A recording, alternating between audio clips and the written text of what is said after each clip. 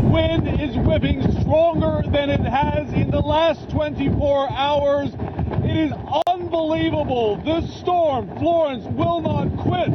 They call this the Category 1. This is some of the strongest Category 1 winds that I've certainly seen.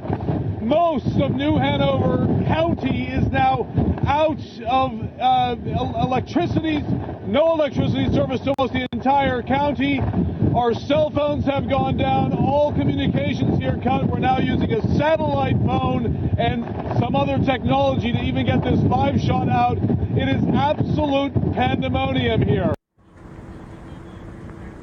That was Miguel Marquez a short time before we went on air. Conditions in many places have gotten no better. Hurricane Florence now a tropical storm, as you know. No one's idea of typical, though. Not on the track it took to get here, not on the enormous size, not on how slow it's moving. You heard 3 miles an hour. It's incredible. That lingering means feet of rain in places, not inches, feet, and hundreds of people needing rescue from last night through today, probably tonight. You saw the iconic photo before the break of volunteer Amber Herschel, who drove here from Indiana carrying a young girl to safety earlier. Shortly before airtime, I spoke with that girl's mom, Annazette Riley Cromartie. Annazette, you were home with your 3 kids, with your husband, with your dog. I know you thought the house was going to be safe because it's a brick house. When did you realize that the situation was getting out of control? About like 11:30, 12 o'clock, when the water came into the house. It came in slowly, but then it just steady, kept rising.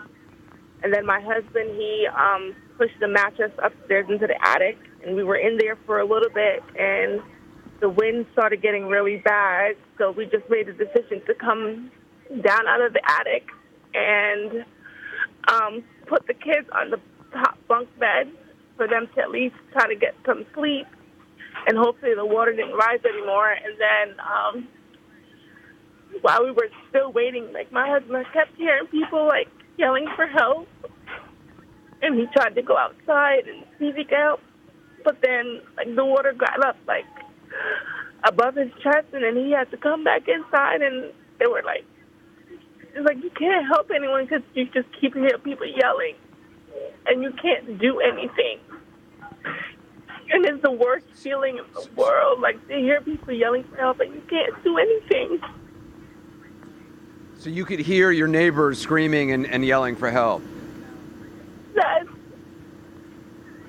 And my husband, I was worried about my husband. He's like, babe, I can't just sit here and hear people yelling and not try to do something. And he tried to walk around in the water, but the water got too high. My husband's 6'2", and for him, the water got up to almost above his chest.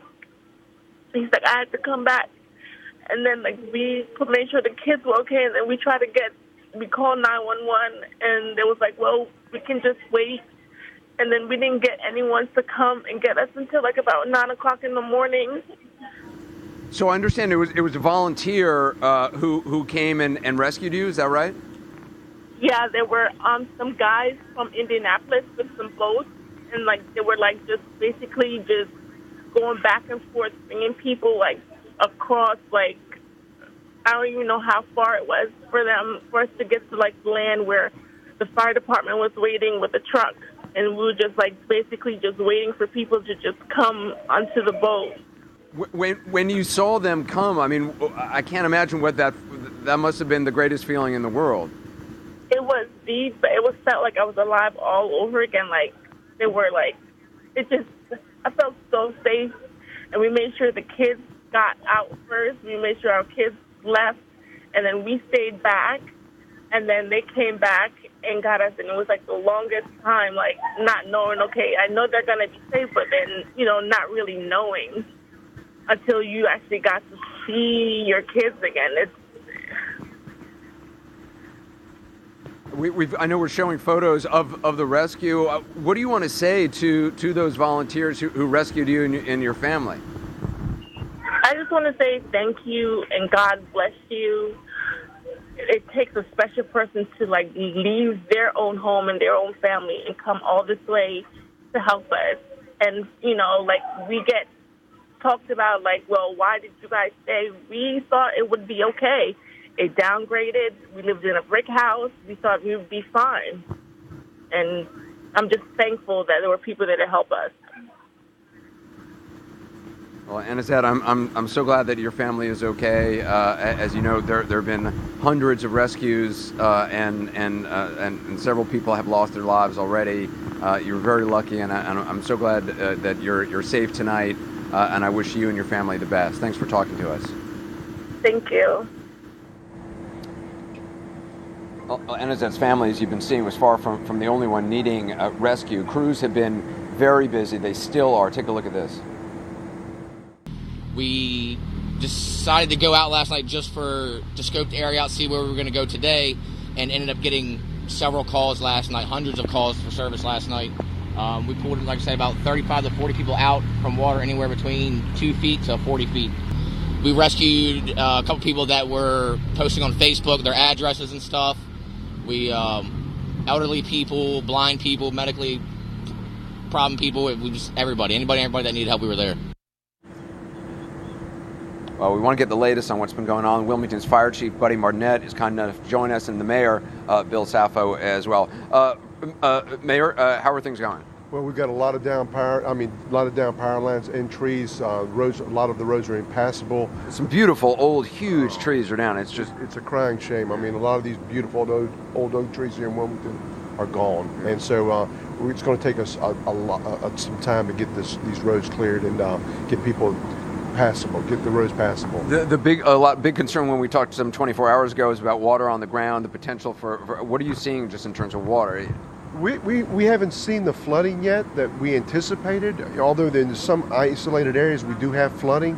What we're seeing right now is just a lot of trees that are down, a lot of power lines that are down. It's dangerous out there. Some of these things have got live wires on them. And I'm asking the citizens that have evacuated from this area to give us some time to be able to clean up these roadways, because I know a lot of people want to get back to Wilmington after this storm passes, but we need some time to get the crews in here to start cleaning up the roadways because they're literally impassable. Yeah, and we were even trying to get to the Waffle House over at Monkey Junction, I think it's called, and it took forever. I mean, it's just hard to get anywhere. Chief, what have you been seeing just in terms of, I know you've been involved in rescues. You had a tree fall on a house here. Yeah. Well, we've had a busy couple of days, actually, and I actually remarked earlier, I don't know if it was with this news organization or not, but we have a 50-mile-an-hour sustained wind protocol that we pulled troops back, and we never got a chance to do it. They were out. You've had to be out this whole time. We were out the whole time. The firefighters were out. They were either getting trees off of houses, getting people out of houses, getting people to safety, or doing rescues like we saw earlier today. I believe it was earlier today, and I think it was in Wilmington. A tree fell on a house. You actually had to try to get somebody out who was pinned down. Yeah, unfortunately, we did. Had a tragic event with a family where a tree fell, and the firefighters worked really hard. They were able to rescue one of the victims in there. Unfortunately, a mother and a young child perished. Those were the first known fatalities in the storm. 5 people so far have died. What are you anticipating tonight? I mean, are you still out there, still expecting more? The trucks are running up and down the road right now, and I've got to say that you're in the city of Wilmington, but I can't not say that the rescue effort is a combined effort with New Hanover County Fire Services and New Hanover Hospital, which runs our EMS-based service, because the three of them comprise about 160 fire and medic professionals that are on duty tonight, and will be for the next several days until we get more through the recovery period. You were talking about, encouraging people not to try to come back. It's not just how difficult the roads are. I mean, this storm, the water is just going to be continuing. I mean, this thing is not over, even though it's a tropical storm. It's going to be miserable for a while. It is. And, we talked about it the other night, that the river is going to cross to 25 feet on Tuesday. So we're going to be dealing with a flood event into next week. So we've got a tremendous amount of rainfall that is falling with the storm. Obviously, it's still here. It's just about to get out of the area, but we have just an enormous amount of rain that has also been with the system that come through here. Yeah, Chief, your message to residents as well. Please stay. If you're here, stay home. If you're not here, stay away. As the mayor said, we there's a process we go through to do damage assessment. There's a process to work with Duke Power where we prioritize the service to get the lines back on. The trees have got to be removed from the streets. There's no electricity. There's no reason to come back. So please give us a few days. That's what we need to get back on our feet, and we will. We'll get back on our feet, and we'll be open for business again. Well, I hope to come back when you are. Thank you so much, Thanks, Chief. Anderson. Thanks for all you're doing and all your Thank you, firefighters. Anderson. Thank you, Mayor. Appreciate it. I want to check now in with CNN's Diane Gallagher, who is in New Bern, where we've been seeing a lot of those rescues. She had a close call with the flooding earlier tonight. She was on a National Guard vehicle when it began taking on water. She had to be saved by 3 volunteers who are with her now. Diane, what's the situation?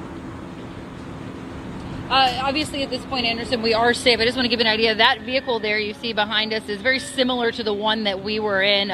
Essentially, we were on a rescue mission with 3 members of the North Carolina National Guard and another Swiftwater Rescue member here in New Bern. When we got to a very deep area, it appeared the road had washed out, and our vehicle tended to slip, it seemed like. It began taking water on the inside part in there, flipping over a little bit. I cannot give enough kudos and compliments to the way the North Carolina National Guard handled the situation, getting everybody out, to Sergeant McKinney and his crew, who are still waiting with that vehicle now.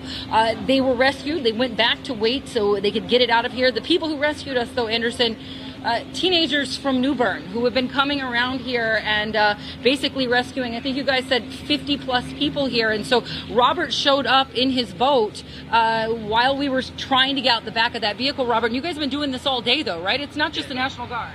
Yeah, we've been doing this all day. Talk to me. What have you guys seen? What's been going on? We've seen a lot of people with a lot of water in their houses. There have been pets stranded. And anyone that needs help that looks like we can help, we try to go help. That's what we've been doing up here. I drove from Moorhead to Beaufort to get my boat, and then I came all the way up here when I found out about this. And we put my boat in. First rescue we did was actually an unofficial rescue. Don't tell the police department, but there are these people, and they're stranded outside their house. And they were all up on the porch because it's the highest part of their house. And we actually walked in, got them, carried them out. It was 2 very elderly people. And we put them in the back of my truck and in my boat. And we took them to their father's house where it's high and dry.